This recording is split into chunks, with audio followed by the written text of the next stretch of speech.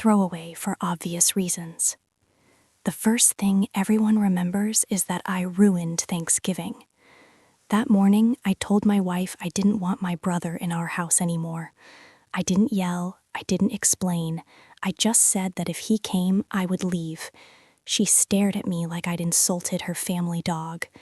Within an hour, my phone was blowing up, my mom telling me I was being cruel, my dad asking what was wrong with me, my brother sending a text that just said, "Relax." No one asked why. They'd already decided I was the problem. What made it worse was that 3 weeks earlier, I'd still trusted my wife completely. She'd started acting careful, not distant, not cold, careful. Her phone never left her hand, but she wasn't scrolling. She angled it away from me like it was muscle memory. She'd say she was running errands and come back freshly showered. When I asked if something was wrong, she wrapped her arms around me and said I was her safe place. I wanted that to be true. One night, I grabbed her phone to make a business call because mine was dead at the time, and a message popped up from a contact saved as E. Just one sentence, "I miss you already." It shouldn't have meant anything, but my chest tightened in a way I couldn't ignore. I opened the conversation. I kept telling myself I was about to find something that hurt, but made sense. Some random guy, maybe an emotional affair, something painful but survivable. Instead, I saw photos taken in my living room, inside jokes I'd heard before but never questioned, and then a picture that erased every ounce of denial I had left. My brother's wrist, tattoo and all, resting on my wife's thigh. I sat there for a long time before I confronted her. When I finally did, she didn't scream or deny it. She just made a slight smile, chuckled, and said, "Well, I don't have to deal with you anymore." She told me it had been going on for over a year. She said it like it was weather, like it had just rolled in one day and stayed. What broke me wasn't even the betrayal, it was how calm she was when she explained that Evan understood her in ways I didn't, that he listened, that I'd been emotionally absent without realizing it. She didn't ask me to stay. She talked about the future like I wasn't in it anymore. I left that night with a duffel bag and didn't tell anyone why. Not my parents, not my friends, not even my brother, especially not him. Instead, I watched.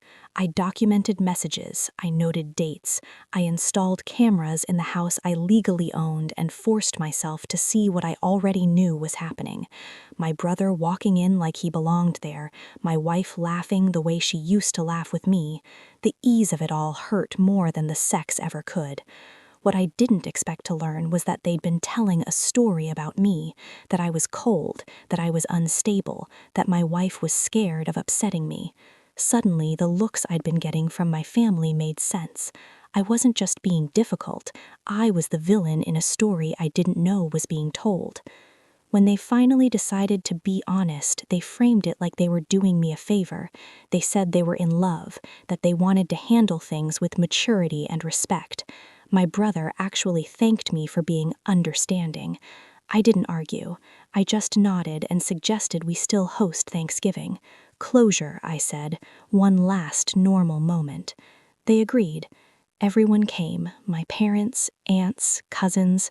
Laughter filled the house I no longer felt welcome in. When it was time to eat, I stood up and said I wanted to share something before dinner. I connected my phone to the TV. No dramatic speech, just evidence.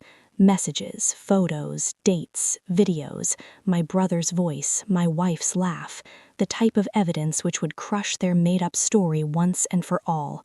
A year of lies laid out in silence. My mother covered her mouth. My father didn't look at anyone. My brother tried to speak and couldn't finish a sentence.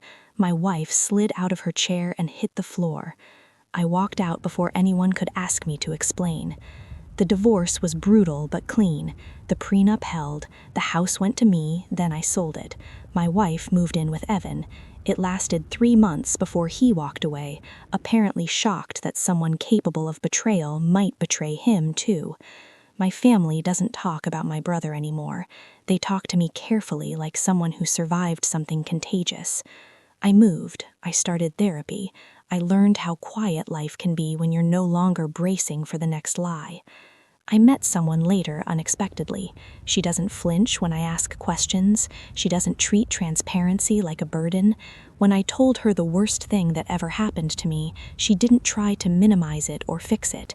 She just listened. The strangest part is this: losing my wife and my brother felt like the end of my life at the time. But standing here now, it feels more like the moment I finally stopped living in a story someone else was writing for me. And for the first time, I trust the quiet.